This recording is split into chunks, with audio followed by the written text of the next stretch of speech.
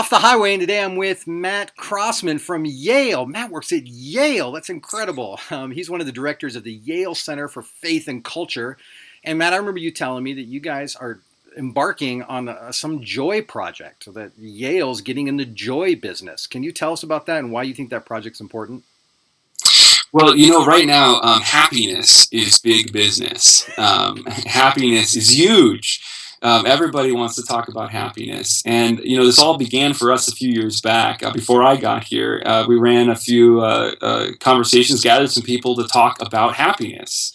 And talking about happiness so it's God and human flourishing, happiness, God, and human flourishing.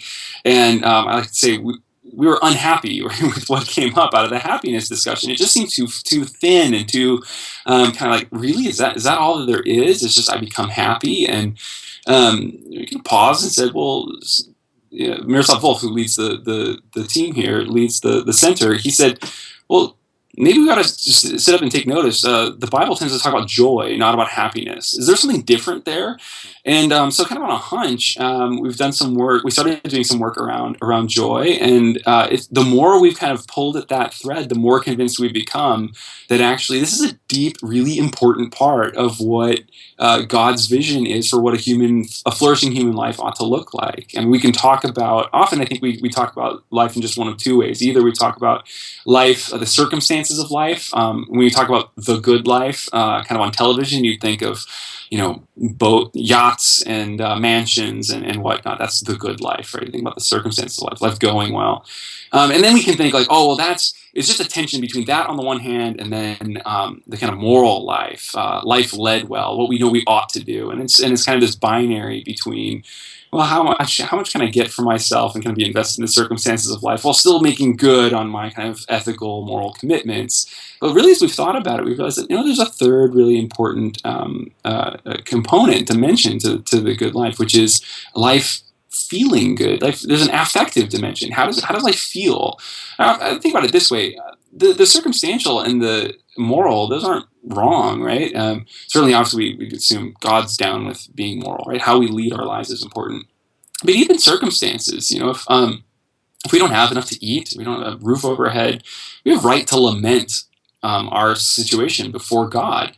And I think the same thing can be said in the affective. If we were rich and upright and depressed, I think we'd still have warrants to lament our situation before God. And this isn't the best of what God would have for us. So anyway, the more we think about joy, the more we're convinced that it actually might be the place where the whole of the good life, the whole of the life that God has for us actually comes together. When life is going well and we're leading it well, that what happens is that's the life of joy.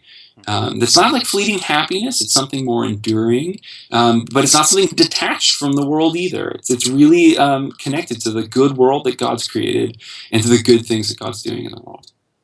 So great. And you're right. I feel like I'm running into the happiness conversation an awful lot.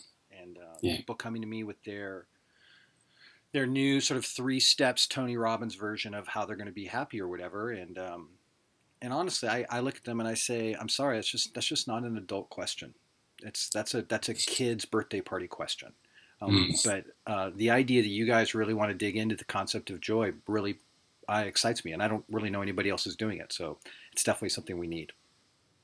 Yeah, we're excited to see where it goes. And I think the fact that it is connected to this happiness conversation, I think the happiness, like many things in culture will get itself going in a direction that's a really important direction. And often it'll just kind of stop short or kind of take a miss. I mean, we all do this in our own lives, right? Like we have often the right questions without having the right answers. My hunch is that happiness is an insufficient answer to the right question. And joy may be a more sufficient, I don't know if it's purely the right answer, but it may be a more sufficient answer to the right question. Thank you. That's Matt Croasmun, everybody. He's at the Yale Center for Faith and Culture. Thanks for your time.